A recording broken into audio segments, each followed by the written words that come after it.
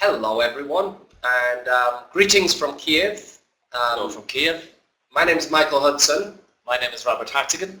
And today we have a webinar for PTE examiners. And the name of the webinar, as you might already know, is Managing Assessment. If you remember, at the end of last year, Robert and I did a webinar for interlocutors. In today's webinar, we're going to talk a little bit about the interlocutor's role, again of course, but most of today's webinar is going to be from the point of view of the assessor, the second member of the team. Yeah, that's right. And to compile today's webinar, we got a list of the most common questions that examiners and of course assessors have from the point of view of the PTE exam. And as our agenda can see, we are going to go through these 10 questions. We will show them to you on the slides, and then we will give our views, both of our views, on the answers, on how we see the answers to each of these questions. Okay, so as Robert said, we asked by email for your questions, and the questions that follow are the ones that were most common in your responses. And the first one was quite a big but basic one, which we'll come on to in a second. However, let's start with a recap of what we discussed in December's interlocutors webinar. Yeah. We went into quite a lot of detail about this slide here in December, about the role of the interlocutor.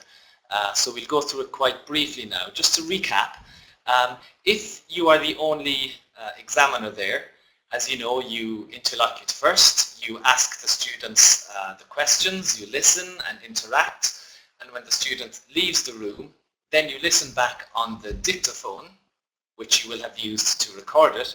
You listen back to that, and then you assess, giving the grades. So in terms of timing, well, you know, you examine first and then assess. However, if you are examining in pairs, which is the more usual way of doing it. So Robert and I, sometimes we examine alone. So we have to be the interlocutor, and then we assess after the candidate leaves the room. But usually, for most of you, you will be doing it as a team of two. So one interlocutor plus one assessor.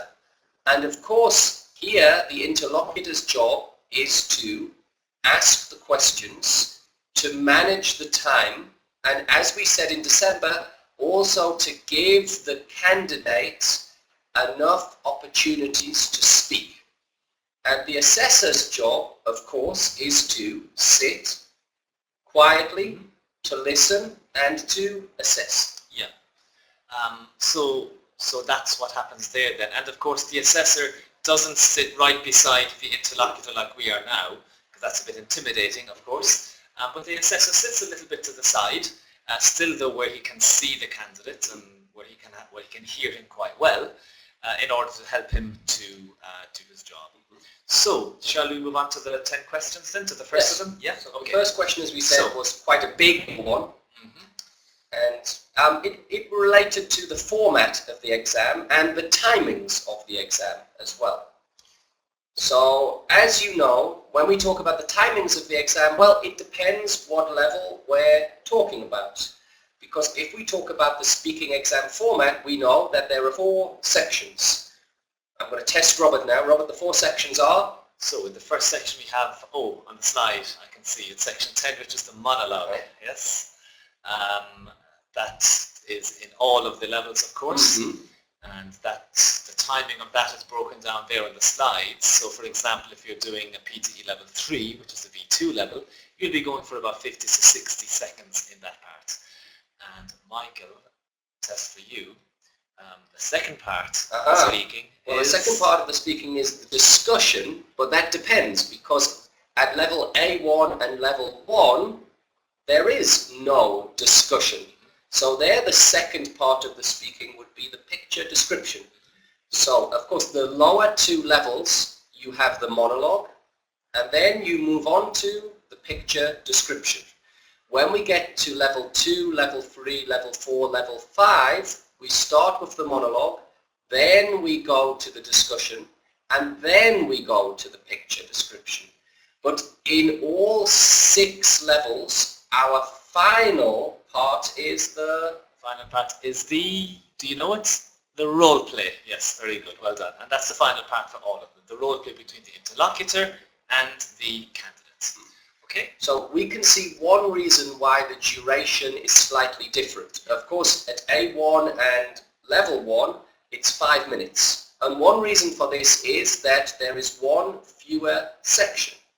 But another reason is, if we think about section 10, the monologue, well, of course, it's obvious, it stands to reason that at higher levels, they are capable of producing longer stretches of language. So when we look at the timings here, for you as the assessor, remember, it's an extended monologue. So one of the things you are assessing the candidates on is their ability to talk uninterrupted on one topic. Now, if you look at levels 4 and 5, you can see here that we're expecting them ideally to be able to speak for between 60 and 90 seconds uninterrupted on a single topic. This is the stretch of language without any interruptions that they should be able to produce. Of course, at level A1, we're looking for a maximum of around 15 to 20 seconds of uninterrupted language. So as the assessor, of course, the interlocutor is keeping their eye on the overall time. But as the assessor, this is one thing to bear in mind, that we are looking for our candidates to be able to produce this stretch of language. Okay, so shall we move on to the second question? Right. So question 2 is here on the slide, and as you can see in the top, it relates to section 10, which is the monologue. So the question says, some of the descriptors between PTE levels 2 and levels 3 are very similar. For example, for the sustained monologue, what is the difference between can give straightforward descriptions on a variety of familiar topics from level 2 and can give clear, detailed descriptions on a wide range of subjects from level 3. So, from an assessor's point of view, when the candidate is doing the exam, my key focus is on those descriptors. So when I'm listening to the candidate, my head is down, looking at the descriptors, looking at seeing what is the difference. And if you look at what's written on the slide there, what is the difference? Basically, level 2, straightforward and basic, the facts, and familiar. Level 3, clear, detailed descriptions, and of course not only familiar subjects, but a wide range of subjects. So as we said, have the descriptors for the level below and the level above. So if you are examining a level 3 candidate, for example, you have the descriptor for level 2 there, and the level 4 there on the other side as well. And you're trying to notice the differences there. Another little thing, just to add one more point to this, if we take an example question, for example, the interlocutor asks, how important is music for you? So what is a straightforward description? I guess a straightforward description is that it's very important for him. Music maybe helps him to relax, I guess. And he speaks of it, but that's the general theme of his talk. However, if the candidate is to give a clear, detailed description, I guess, how does music affect his mood? When does he like relaxing music? And give an example of when he likes more energetic music. Yeah, what is relaxing music? Is jazz relaxing music? Heavy metal might be relaxing music for him because he relaxes by listening to loud, fast music. So he's elaborating. He's moving beyond just a simple, straightforward answer. So this is key for you as an assessor, that before you listen to the candidate start speaking, you need to have, as the slide says, 3 descriptors. The level they're being tested at, the level above, and the level below. And you need to be aware of these small but important differences between the levels. Yeah, especially in the wording of the levels. And if the candidate can give more, let's say, personalized examples, I guess, that means he is going into detail, which means he's matching the requirement to the level 3. They're moving beyond the obvious. Yeah, exactly. More They're actually not just giving you the answer, but then they're talking about the next step. So they're going into further detail, which is the key word here, and they're explaining why. They're justifying and elaborating on this straightforward description. Yeah, exactly. Okay, so shall we move on to question 3 then, I believe? Yes, here. Okay, It's also on section 10. So all of this is still onto section 10, and it relates back to something I said in the very first question, because I was talking about how it's a sustained monologue, and as an assessor, I'm looking at the student's ability to produce an extended, uninterrupted speech. And at the highest levels, I'm expecting them to do this for 60 to 90 seconds. But we said before that you're working as a team, so it's not just you as the assessor, but it's the interlocutor. And well, as an assessor, perhaps my ideal, of course, is that the interlocutor asks one question, and then for 60 seconds, at the higher levels, the candidate just produces their answer. However, if I hear the interlocutor asking the follow-up prompt, so maybe 2 follow-up prompts or 3 follow-up prompts, well, how does this affect me assessing them? Well, one thing I have to say, first of all, is that, of course, why is the interlocutor interrupting?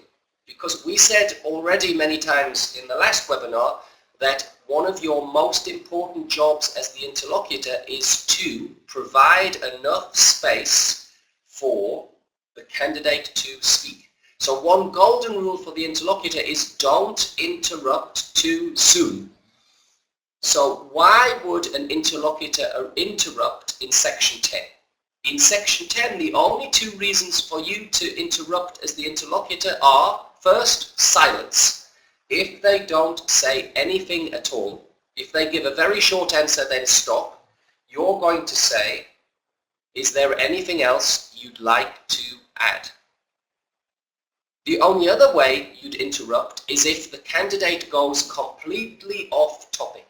If you ask a question about music that helps you to relax, for example, and the candidate just talks about a completely different answer because they prepared this answer in advance to show off all of their grammar and vocabulary. It's really good English, but it doesn't even come close to answering the question. And in this case, as the interlocutor, you would need to steer them back. Yeah. Other than this, you shouldn't be interrupting at all. Yeah, exactly. And from the assessor's point of view there, I mean, if the candidate goes completely off topic, he's kind of losing points there for content, basically, because he's not answering the question, and you're looking at the descriptors, he's not given those clear, detailed descriptions that has been required of him.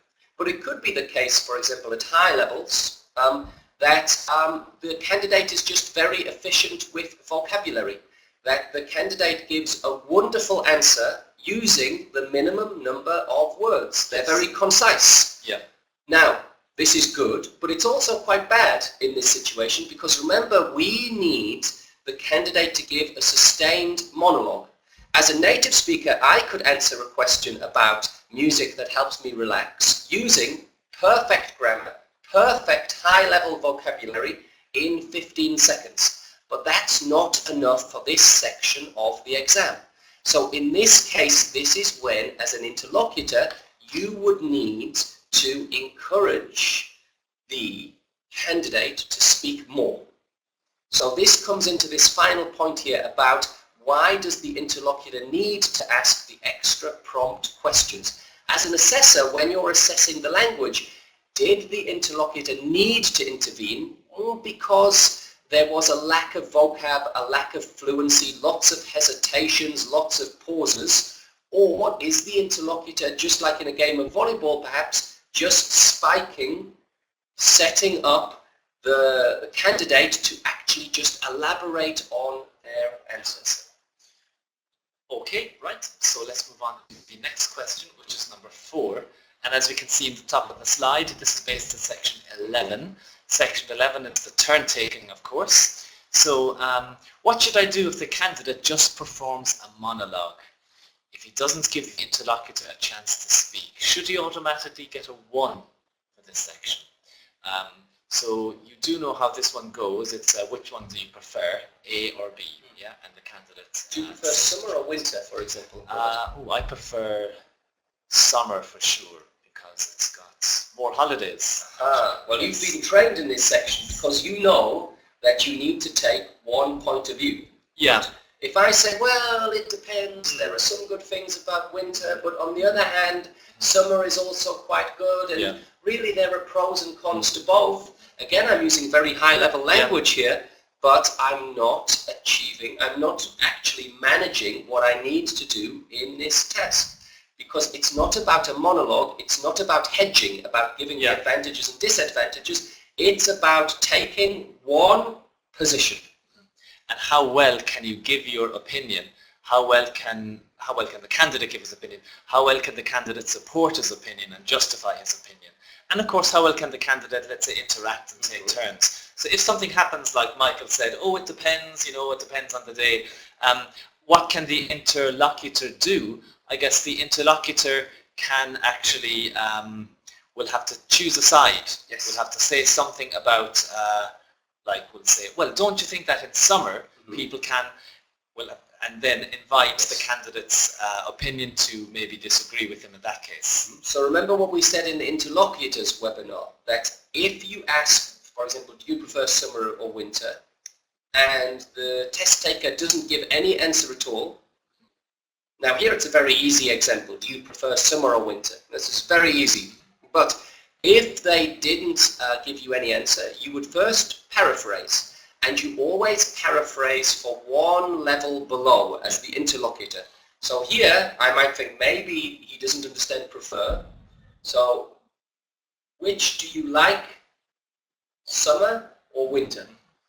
Okay. Now, if the candidate still doesn't give any answers, what I can do is then I can move to my first prompt. So I, as the interlocutor, take a for prompt or an against prompt, and I try to get language from the candidate using the prompt. So, oh, don't you think that in summer in Kiev it's too hot and it's very difficult to do anything?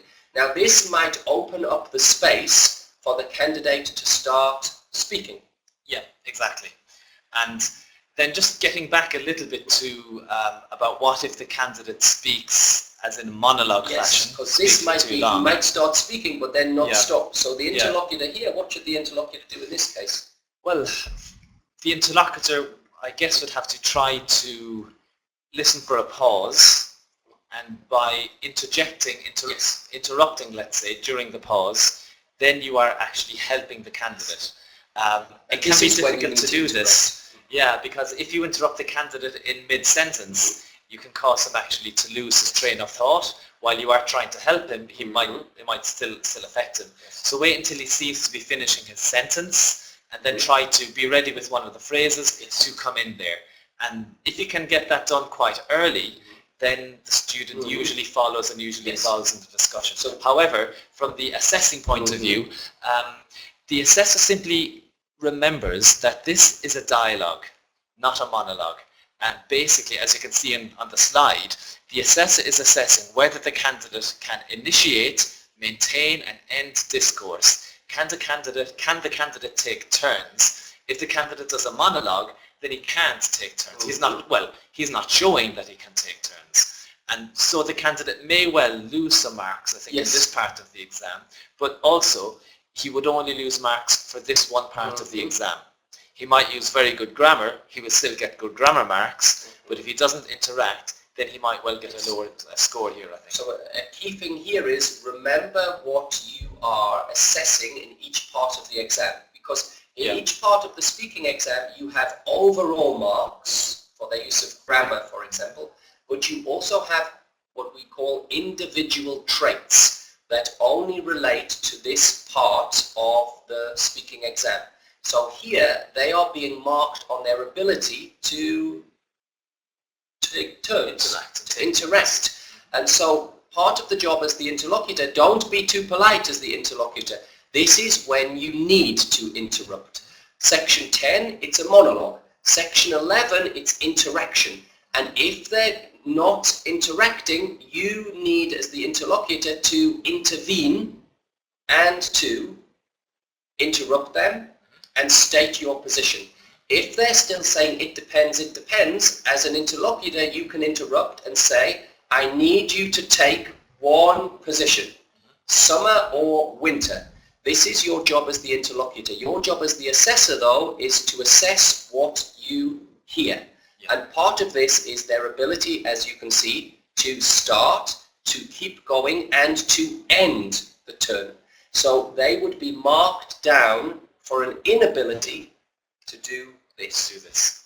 And it's key as we go through here, through this next question as well, to remember that you are a team at all times. So after you've finished the speaking test, remember the interlocutor and the assessor can always have a short conversation. You can give feedback to each other, and you can set your plan for what you need to do better in the next turn.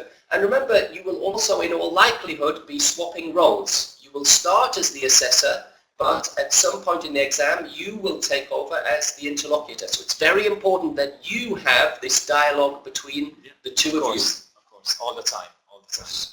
Yeah.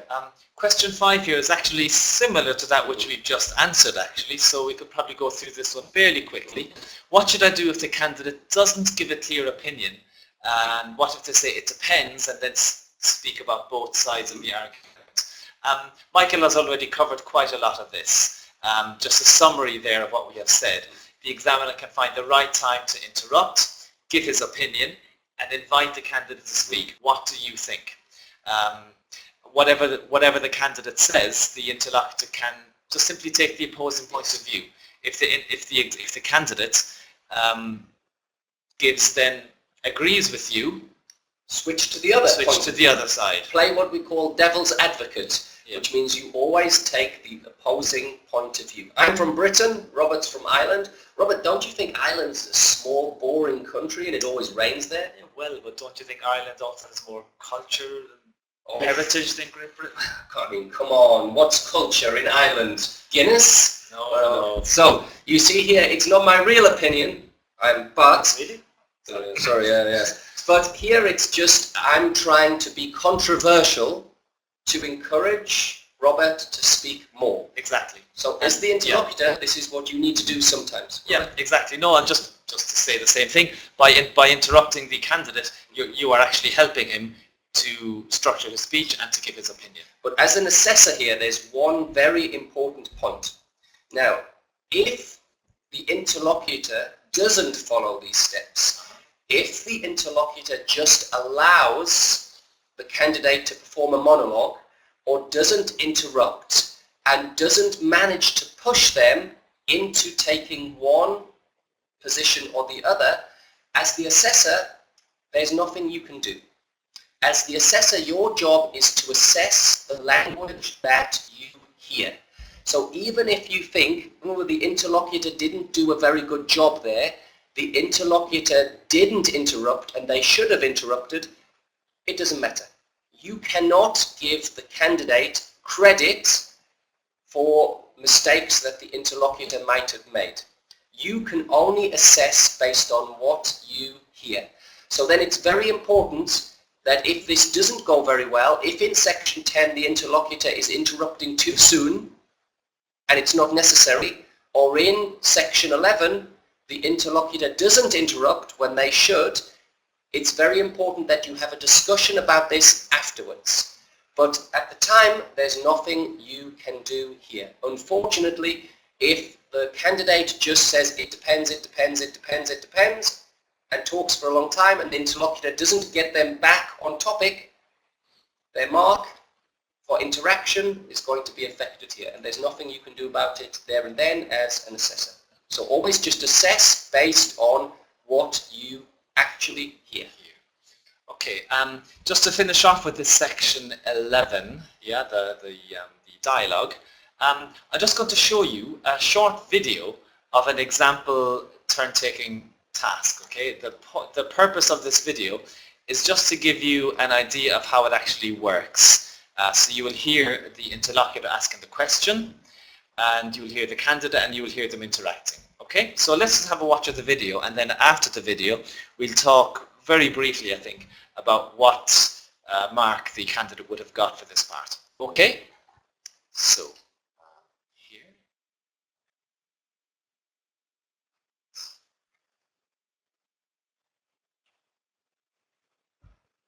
Now we're going to discuss something together. The question is, does the internet have more advantages than disadvantages? What do you think? I think that the internet has more advantages because it influences our everyday life very much. It saves our time and helps us in our everyday routine. I see, but don't you think that people can perhaps become too reliant on the internet? Maybe addicted? I agree with you, but it's very hard to imagine our life without internet now. I think that people they have to limit their time, limit the time they spend surfing the internet, and they have to for example, spend a couple of hours a day using the internet. But it can be quite difficult to limit your time on the internet, though. Yes, but we have no other way in our day life, because all that technologies and technological progress is developing, and our life is impossible without internet and technologies. I see. Do you think, though, that people can perhaps access information which is simply not true on the internet? Yes, I agree with you, but we have to filter that information which we find in the internet, and we have our own head and our own brain, so we don't have just rely on everything which we find in the internet. Okay, thank you.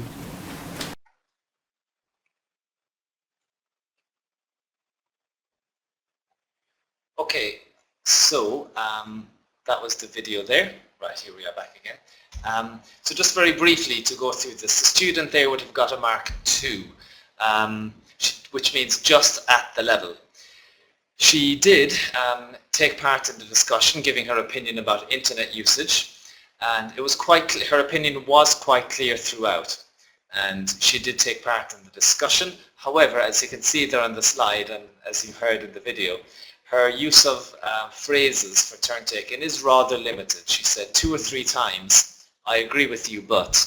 So if she was to get a 3, she would probably need a larger stock phrase, a stock of phrases there to help her there, and maybe being better able to link what she said to that of the interlocutor, rather than just going on ahead with her opinion. However, what we did have there is we did have a good, clear example of how parts 11 should actually take place. Yes, okay. At that level there, the student was being examined at level 3. Level 3, of course, yeah. Okay, so then, moving on to section 12, the picture description.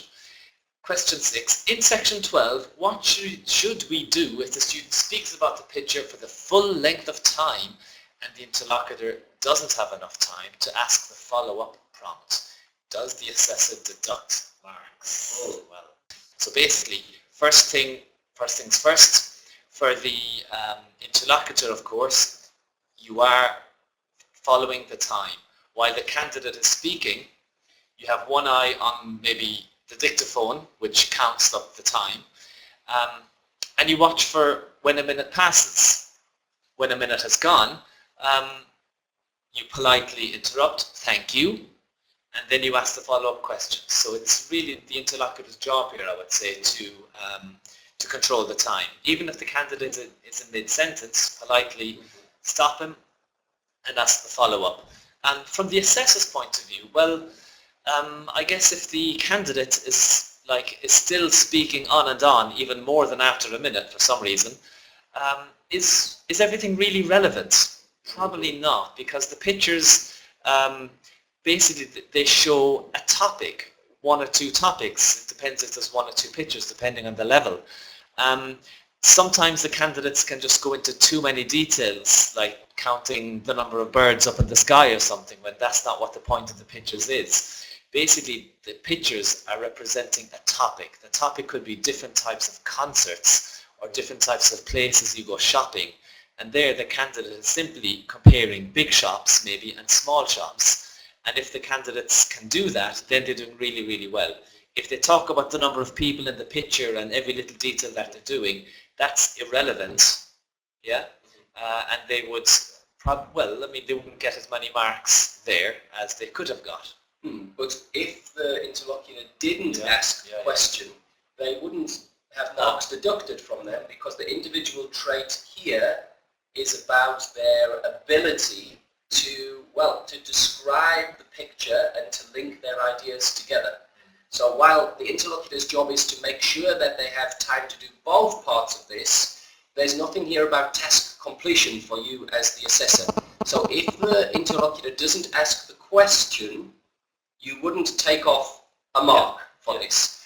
But as Robert said before, if the candidate is kind of waffling, is giving lots of irrelevant information and is just dragging out time and just throwing words at the answer, then this would affect their scores. Yeah, exactly, if they're going off topic. And what you said about the assessor, as you said earlier, can only assess what he hears. If for some reason the interlocutor doesn't ask the follow-up question, that's not the candidate's fault, and we can't really punish them too much for that, I guess. So, moving on to question 7, which is on part 13, the role play. The question is, what should we do if the candidate forgets to ask about one of the prompts on his role card? So the role card might have, you must do this, this, and this. Like the content points in Zeno, yes? For example, yes. So what should we do here? Well, in this case, the main thing here is their socio-linguistic appropriateness. We know this is the individual trait here. So, for example, I might have bought a mobile phone, and when I get back home, the mobile phone is broken, the screen's smashed. So I have to take it back to the shop. I have to maybe explain what the problem is. I have to ask for a refund. And then I have to ask another question. Maybe, for example, if there's insurance with the product that I buy. Now, here I have my 3 main points. But actually the main goal of this is, can I manage the conversation appropriately, to be polite, to be as firm as I need to be, but not to cause offense. And this is the main thing you're testing them on. Not so much on their ability to do every single word of the 3 main points, but you're thinking more of the overall picture. So they go back to the shop, they have a problem with their phone. Are they able to navigate their way through the conversation that is necessary to solve this big problem? Yes. And I would maybe just draw your attention as well to the 2nd and 3rd points here on the slide. Quite often the candidate is asked to suggest something to the examiner, or maybe has to apologize or persuade, and that's actually, of course, the functional language. So the assessor there is listening. How does the candidate make a suggestion? Does the candidate say, we will go to the party?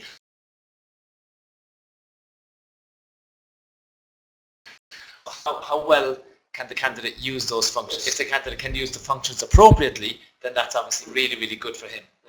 So then that's maybe not exactly following every content point in exact detail, but that's linking to what Michael says. It's going over it's assessing the general global picture for socio-linguistic appropriateness and the use of functional language here. And that's the bottom line, because with really low levels, it's going to be a very simple transactional role play. Yeah. Here, of course, at very, very low levels, they will stick more or less to the bullet points, because the language that the interlocutor is using will also be very simple. But as we go up the levels, the conversation is going to be more sophisticated.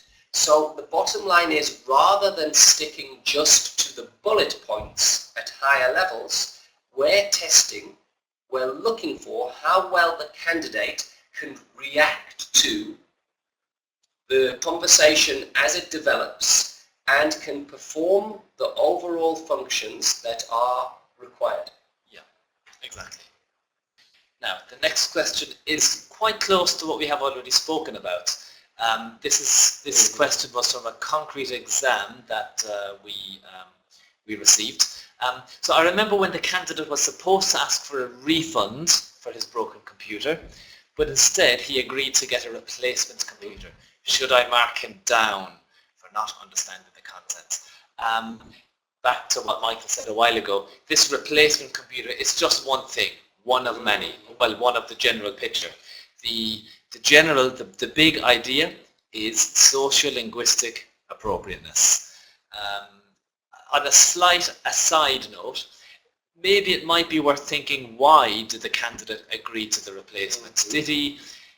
Maybe he simply forgot in the general stress of the exam, but he did everything else well. However, did the candidate maybe not understand something that the examiner said? If you think that's the case, judging from the situation, then that could be an issue. But it could be nerves, it could be he simply forgot, it could be he was so engrossed in the conversation that it simply slipped his mind. So you might have to judge it how it appears on the day, basically. But it wouldn't be, it's not the pass or fail issue here, definitely not. It's not the be-all and end-all. Yeah. Because if the main point was just to get a refund, I could go into the shop. I'm doing a role play with Robert. Robert is the interlocutor. Hello, refund now. I got my refund, but was that appropriate? Did I manage the conversation? And remember, when you're looking at the individual traits here, it's all about their ability to manage this conversation, to respond to what's being said to them effectively, to begin and to end appropriately. And I would give him a 0 for his part in the role play there, definitely. Or -1. Yeah, there you go. You're still not happy with me about my devil's advocate comments on Ireland before. Yes. Okay. And just to build on that point, that remember, when you're assessing, this is what you're going to be looking at.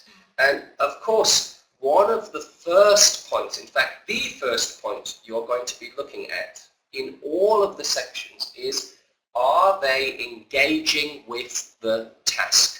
As you can see from the red circle here, this is a simple yes-no answer, task engagement. Now, why would you say no, they're not engaging with the task? There are two reasons. One, of course, is they say nothing. The second reason is they have some kind of prepared robotic answer that doesn't actually relate to the question. It doesn't match the question at all. Now, in this case, you're going to put no because there's silence or because there's a prepared answer that doesn't match the question. And here you're going to give them 0 for the individual trait. However, once they've moved beyond this, once they are engaging with the task, they've listened, they've understood, and they're attempting to respond naturally to the situation. Yeah. Well, then there's no overall mark for task completion. So there's nothing that says in the marking criteria that they must do this, plus this, plus this, plus this. And this, again, this is the bottom line. This is the concrete example of why it doesn't matter so much that they word for word match all of the bullet points. What matters is that in the situation they find themselves in the role play, as it develops, that they are able to respond effectively, to use functional language, and to manage the situation politely and appropriately. Yeah, exactly.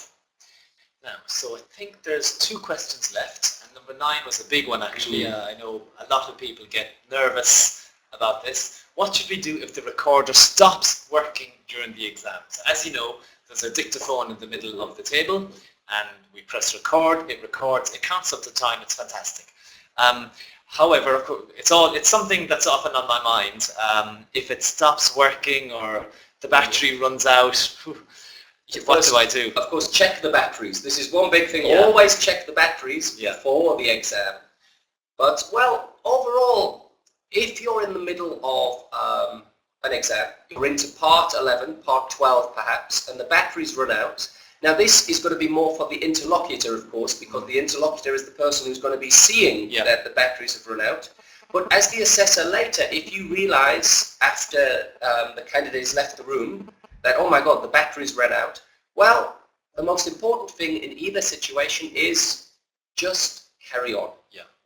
That don't stop, don't go back, don't make the candidate come back and do it again, because, well, this is unfair. Yes, not his fault. Yes.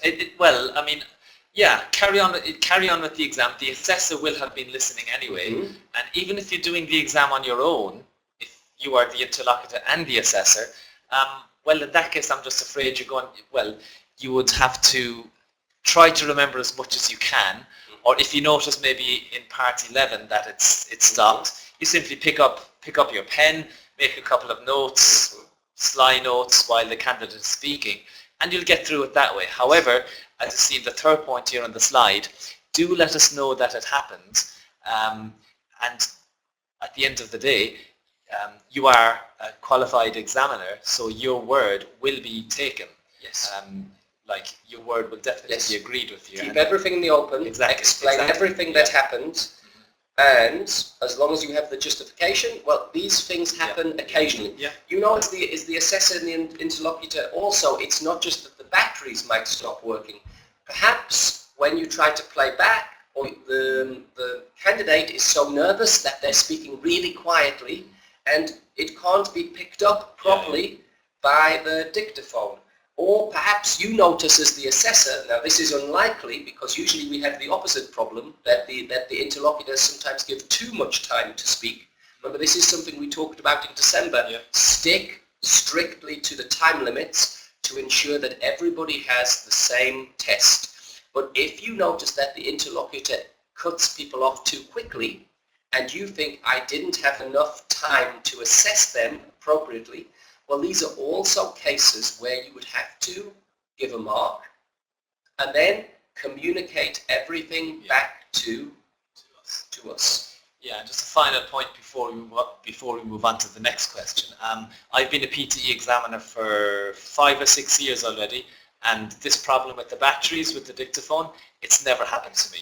This is just the worst case scenario. Worst case scenario. And when I've played back and listened back,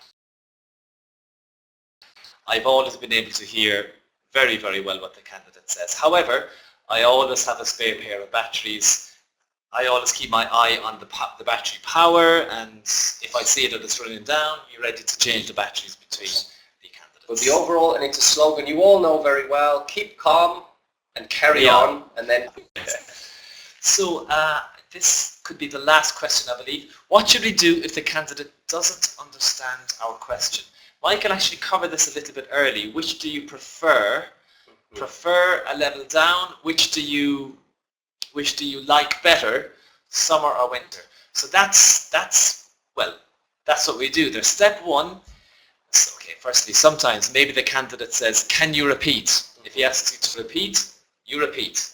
You ask the question again. That's good. You're not marking them down for that, because that's showing that they have language resources to manage this problem. The functional language there, which we said earlier. If the candidate maybe doesn't understand again, or maybe the candidate says, oh, sorry, can you paraphrase, or can you say that a different way? And then you can do that, a level down, as we said.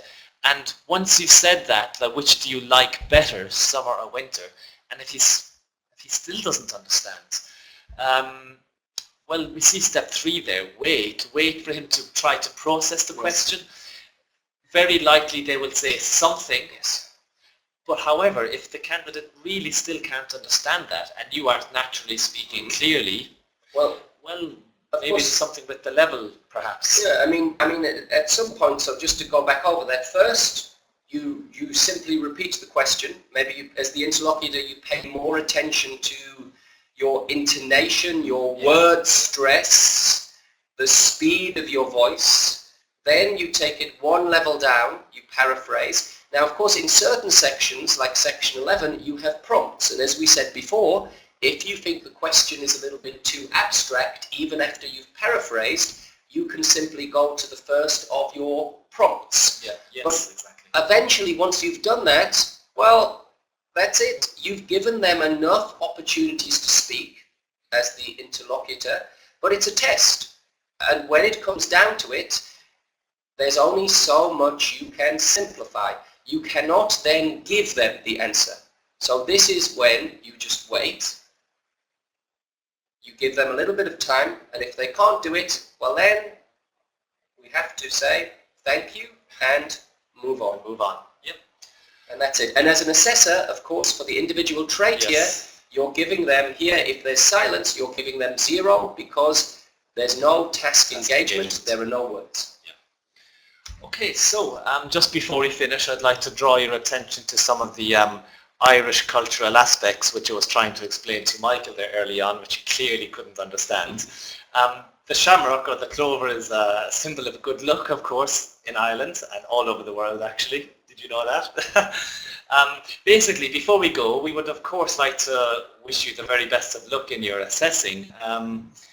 It's a really enjoyable thing to do, to have the different candidates coming in, to listen to them, to interact with them, to try to make them feel calm, perhaps if you're the interlocutor, and basically to use the experience as a, let's say, as a learning curve, and all the time to build on your experience, exam by exam, and it all adds up, and all of the experience really, really helps. So I hope you enjoyed the experience in the upcoming exams, and that it's a good learning experience. But if it's your first time, it's natural to be worried, but just remember you're part of a team in most cases. You have the second person there with you for support.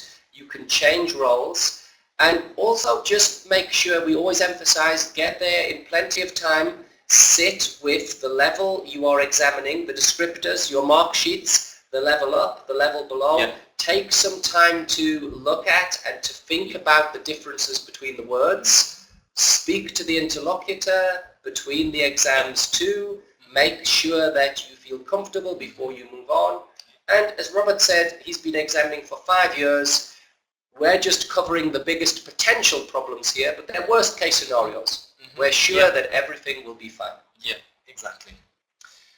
So, thank you very much for taking the time to watch this. We hope it's been helpful. Even a bit helpful is great for us to hear.